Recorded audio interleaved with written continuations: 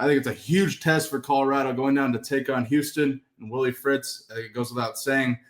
We still don't know who Colorado's quarterback will be, and that's fine. We're going to figure that out on Friday night. But, Matt, let's dive into Colorado's keys to victory against Houston. Let's start on the offensive side of the ball. Go ahead. I think that the number one thing they need to do is just they need to be diligent and consistent with the plan. All right. If the first 15 plays are scripted and look pretty good, let's stay with that flow and mojo and try and, make sure that we're accommodating the personnel. Yeah. I think that seems to be a problem with the players. I think some of the players are angry because they don't feel like they're being accommodated too. As an ex-player, I think that's a cop-out. Yeah. I mean, no offense to anybody up there on adversity and playing football, but one day I was playing defensive line, and then the next day I was handed a playbook this thick and asked to play offensive line, right. And all I did was say, yes, sir. So, yeah, man, football's hard. And I want to see some consistency and support, but then I also want to see us overcome adversity. Mm-hmm. And last week against Delaware, I think we did to a point. I mean, it's hard to judge because Delaware played hard, but I don't know how good they are. We did not overcome adversity against Georgia Tech very well. I thought we played to lose. So, yeah, offensively, I just want to see the plan. The first 15 plays, because I know they're scripted, 10 to 15. Yeah. I want to make sure that if those plays are successful, we're going back and repeating the play, setting up play action off the play, setting up a screen game up the play, setting up out audibles and transition plays off that play. So you're showing the defense one thing, and they think that they're looking at it correctly, and then you hit them with something else as it goes on. So I know that they're pumped up about this shit down in Houston. I'm on the phone right now trying to get Vic on. He's going to be at the game tomorrow. Or he'll be at the game tomorrow night. So we'll see if he can come on tomorrow before and do a little preview for us because he's from down there. So yeah, that'd be huge. That's Lawrence Vickers and Ewu's hood down there. So I want to make sure that they're getting a little bit of love. But we'll see if he can come on tomorrow.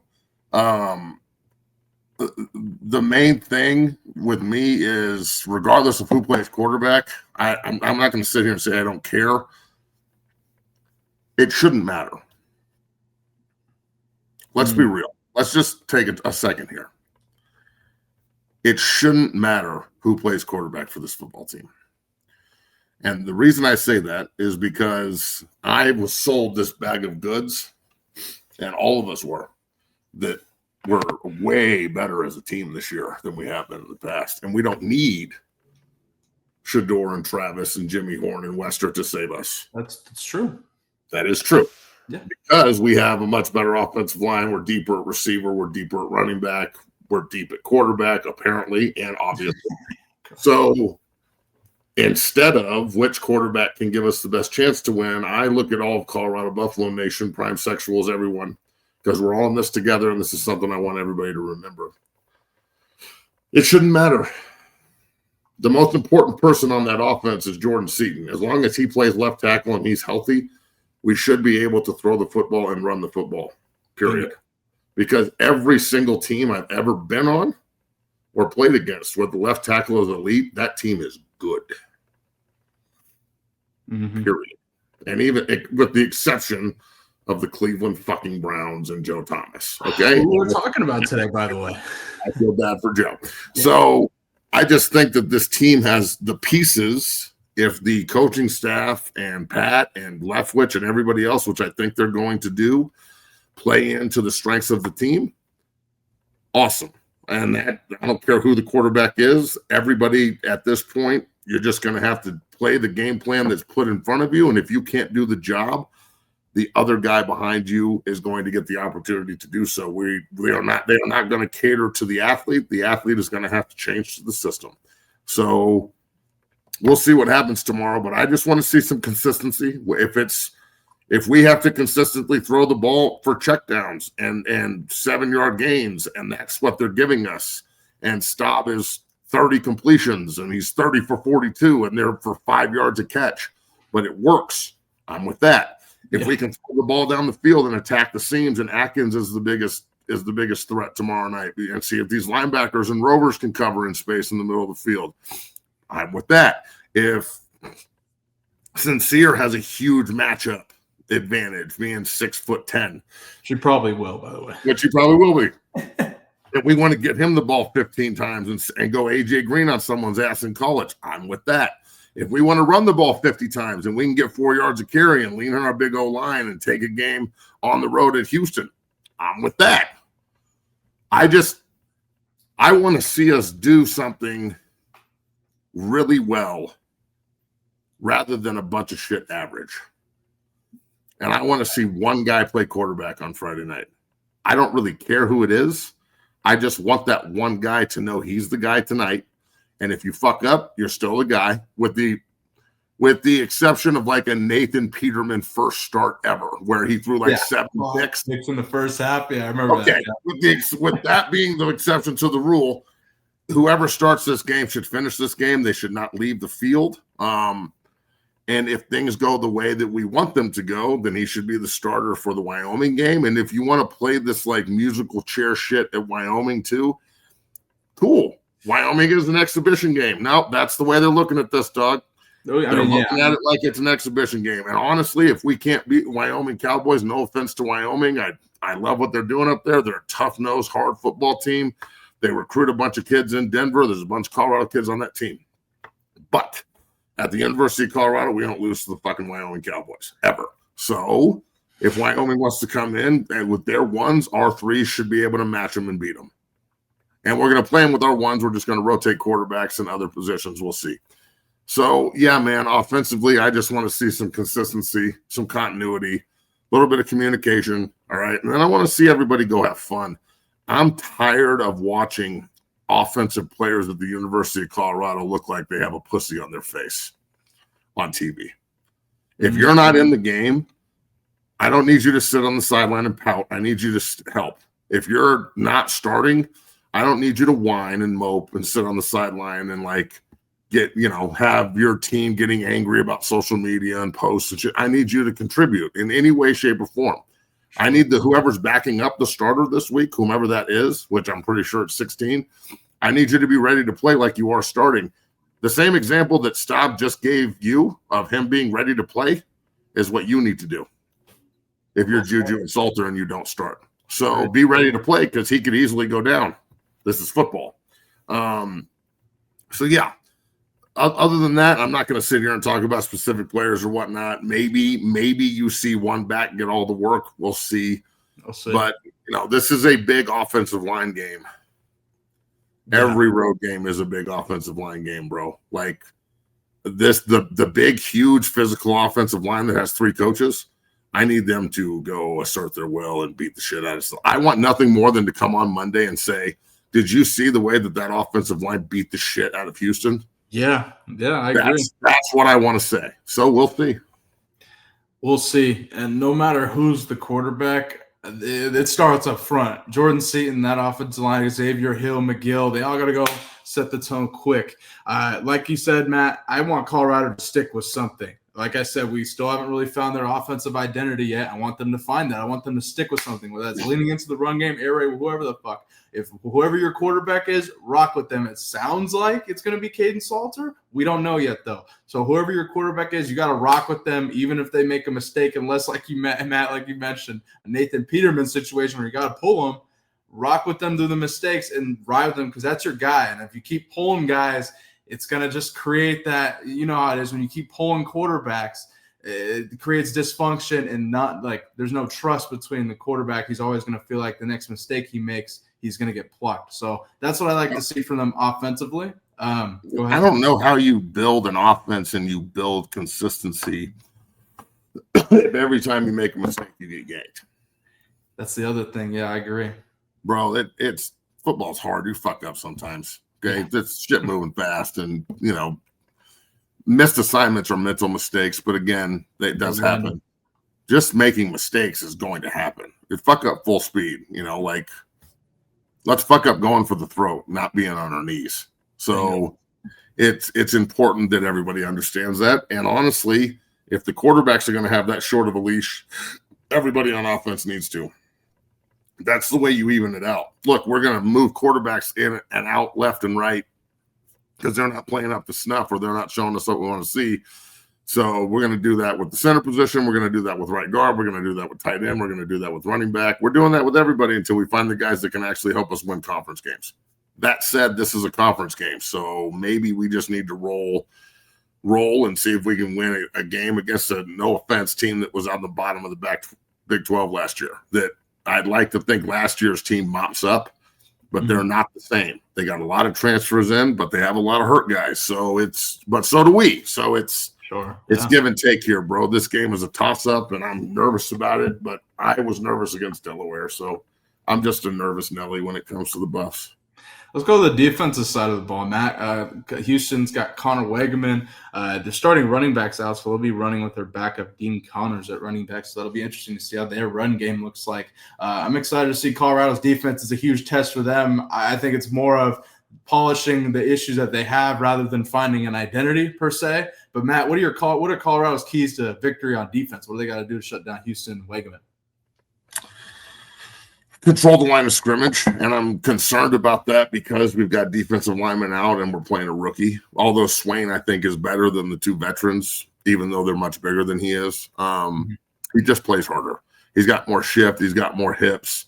You know, one of the best defensive linemen I've ever seen play at CU is Mustafa Johnson, who's still up in Montreal. Just got a huge deal with the Alouettes to stay up there. He's destroying the Canadian Football League. That's the kind of guy that pulls a Cameron Wake. And if you don't know anything about Cameron Wake, he played for like 8 fucking years in Canada before he got an opportunity in the league, and then played for another 10 or so in the league. And there's almost 100 sack guys. So, you know, it just keep swinging the hammer. I think Swain can be that kind of guy. He can be a fucking Mustafa Johnson, George Hippolyte. If you know anything about George, he was a little undersized, really good player at 3 technique. And we got to have it. And if it's a freshman doing it, then damn it, drop those nuts on the table, baby, and let's go to work. All right? Because the two big kids on the team that you think should be the 3 and the 1 and literally manhandle everyone are Branch and Otis. And we'll put it like this. As a guy who played 3 technique there, I'm offended at the effort at times. It offends me. And if you want to have that conversation with me, I got plenty of film watching me chase motherfuckers all over the field, so I don't want to hear shit about it. Plenty of highlight tapes from out of you. Yeah. Oh, yeah. You ain't lying. But as an offensive player, if I got to play against guys like Branch and Otis, they would fucking hate me for the rest of my life. Because I'm not going to stop playing hard, and I'm going to start talking when you stand up, and I'm going to put you on the ground, and I'm going to do dirty shit on top of it. And that's how you got to go after them. In the 2 games that I've seen, they get pushed around. Delaware pushed them around. Georgia Tech beat the shit out of both of them. Like shoulder, the post man's on the shoulder, the drive man's on the hip, and they are getting moved. Yeah. I didn't see that. I saw Swain get moved in the run game a couple of times trying to play 2, doing some rookie shit. But I also saw him taking the inside gaps and making plays in the backfield. So I'm not worried about the secondary. I'm not worried about the linebacker core in this game at all. They're still trying to figure out what they're doing at linebacker. You know, they're still trying to figure out what they're doing in the secondary. I mean, shit. I want to see better tackling out of those 2 groups, but I'm not worried about them with the personnel they're going to play against. I need to see the defensive line play like they're being coached by Damato Pecco and fucking Warren Sapp. Like, boys, you're making your coaches look bad. Yeah. And if you're like, this is the problem with the transfer portal. Like, let's be real. Otis isn't going to play. He's out. He's doubtful. That means you ain't playing. Yeah. It's hard to find these guys. I get it. Okay. I was at a time at CU where I was really lucky to watch guys, you know, like throughout my playing when I was growing up, watching, you know, Joel Steed and watching Shannon Clavel and watching Hicks and watching Ryan Olson and watching these bad motherfuckers come up in front of me. And then when I got there, playing with Bannon and Brayton and then me and then, you know, the gets past to George and then Mustafa. We haven't had a fucking guy like that in a while.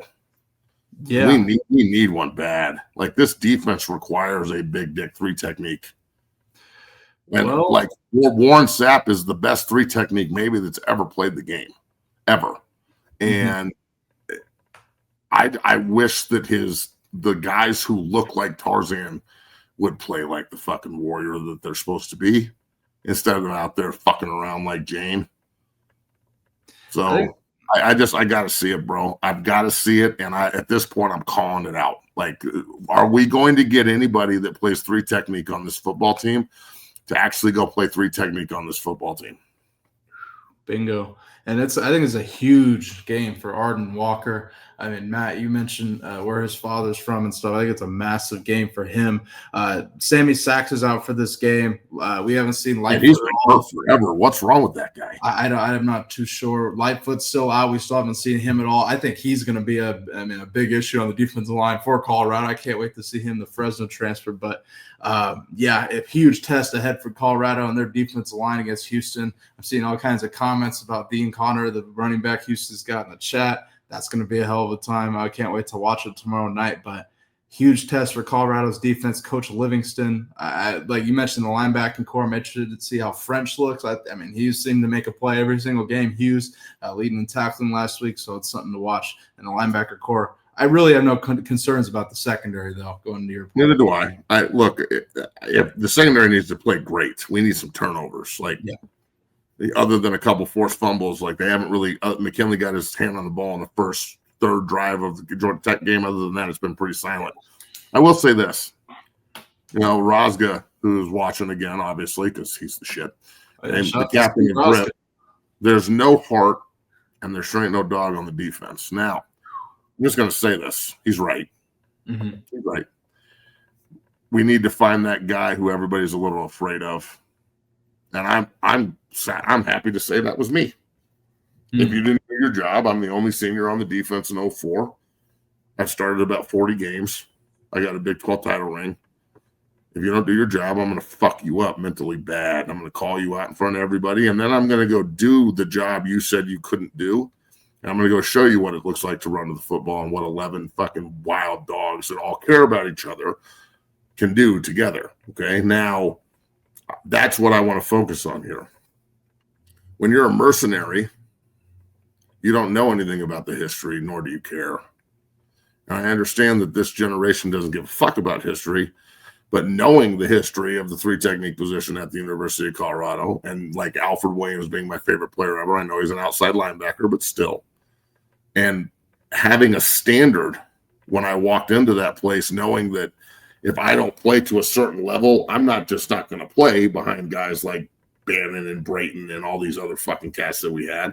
Not only that, but I know that Ryan Olsen watches, and Hicks watches, and Shannon Clavell watches, and Steve watches, and Alfred watches, and Canavas watches, and Steve Broska watches, and it means something. Yep. It means something. It's not the NFL.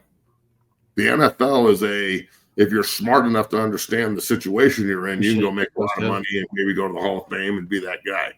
College football is about the brotherhood and who you're out there with. And then the other guys that are watching you going, you know what? That bad motherfucker right there could have played when we played. Yeah. That guy could have played with us instead of like, these sorry motherfuckers couldn't hold our jock straps. Now, I don't think we're there yet with this group, but I don't think any of them could play on the defenses I played on. Yeah. Other than Arden Walker up front, based on what I've seen in the first 2 weeks, I'm sorry. We don't have room for you. So that I need to see the defense take something personal. And if it has to be my voice that motivates you, then God damn it, listen, because I'm talking. And I also have a lot that backs it up. So I want to see you be successful. I want to see you take the coaching of 2 of the best defensive linemen I've ever seen. Okay. Pecco is an unbelievable 1 technique. All right. Unfucking believable nose tackle. That's the best 3 technique maybe that's ever played. And that's a long but short list. Okay. Yes. So just buy into who you say you are. Quit acting like getting coached by Sapp and Pecco is cool, and start fucking maximizing the reps you get from them so they can pick up the phone to the NFL guys and go, he's just like me, instead of man, I can't get this kid to think like me or act like me or do anything. Hey, he looks like the fucking monster, but mentally he's a cripple. Because that's what it's going to be if you don't get your head out of your ass and play fucking defense tackle correctly. The Houston offensive line is susceptible to getting thumped. They are not a great unit, okay? Mm-hmm. Jake Wiley, one of my guys, started for them every game last year. He's now into the workforce, and that's what happened. A 5-year player. Mm-hmm. Great kid, went to fucking Eagle Crest High School down here with Bear Miller and Brayton and all these other freaks, right? All guys that all wanted to go play. Mm-hmm. And it would be the first one to tell you that that's their weak point. So, it's an opportunity here to go into Houston and beat the shit out of these people. Yeah. It is not an opportunity to go to Houston and be in a fucking 3-point game in the fourth quarter where we're trailing and everyone's freaking out. We're like, oh my God, what's going to happen? This needs to be a fucking mop up for CU. Yeah, it does. It needs to be. I'm not saying it's going to be. It needs to be. It needs to be. Colorado needs to set the tone on both sides of the football. And I don't know if you could have said it better, Matt. I see Steve Roska in the chat right now. Jail don't scare me, homie. I've been to jail several times. Steve Roska in the chat says, called out right now. I want to see 11 around the ball every single play. Yeah, every play. Requires, yeah. That's what and I know us old heads, like the younger generation, doesn't get it. Mm-hmm. I didn't get it either when I understood the history because I knew I wanted to play there my whole life, and I was a fucking fan first. But I didn't, when guys used to come in that were old heads and be like, hey, this is going to be over like this. You're going to be a freshman, and then you're going to be on senior day, and then you're going to be old. Well, that shit happens fast. Mm-hmm. Mentally, I'm still a college and NFL football player. Mm-hmm. Physically, I'm an old fat guy who just fucking tried to walk down the stairs. My knees popping and shit. Hurts like hell. It passes you. So you got to take advantage of the opportunities when they come. And there's a huge one on Friday night in front of a national TV audience. If you go out there and put it on Houston, I'm number one. Houston is a fucking hotbed for recruiting. You want to talk about athletes and guys who can fucking play. Holy nuts, bro. Some of the best players I ever played with were from that fucking area. Let me say, go look at Willie Fritz's roster. How many of them? It's like Houston. I was like, holy shit, really? Yeah. Yeah, it's unbelievable. And Vickers is from the fucking ward in Houston. Brian Ewu, who said a whole fucking 6 words in his entire life, but is one of my fucking best friends. He's from Houston. He'd be like, what's up, Woo? You gonna knock someone out today? Okay, just don't hit me. So we were in practice one day when I was a senior and he was a junior, and Sam Wilder's playing tackle. Fucking Sam Wilder's a legend. Mm-hmm. And Sam pulls outside on Gator, and he doesn't see you coming, and you could hear it from 2 fields away. It was like whop, and fucking Sam just went flying. Sam's 6'6", 325 at the time, and he got up, and Ewu hit him so hard in the upper arm that he literally his hand and arm was numb for 3 hours, bro. They thought that he had nerve damage and shit. Jeez. It just he couldn't move his arm for 3 days, and we're have to go play Texas and shit. And I'm like, God damn, Woo. But Houston and Texas as a whole they just care about football there. Yeah. And there's better football players there, period. Mm-hmm. Period. So you want the king of Texas, Prime, to be able to go back to Texas. And we go twice, right? We play at Houston. We play at TCU. Yeah. So go mop up Houston in Houston, bag yourself a couple badass Houston players. And then in 3 or 4 weeks from now, go to fucking Fort Worth, return to the scene of the crime, and go whip that ass and mop up a couple of Fort Worth, Dallas guys. So, yeah, I think that opportunity is a knocking. 100%.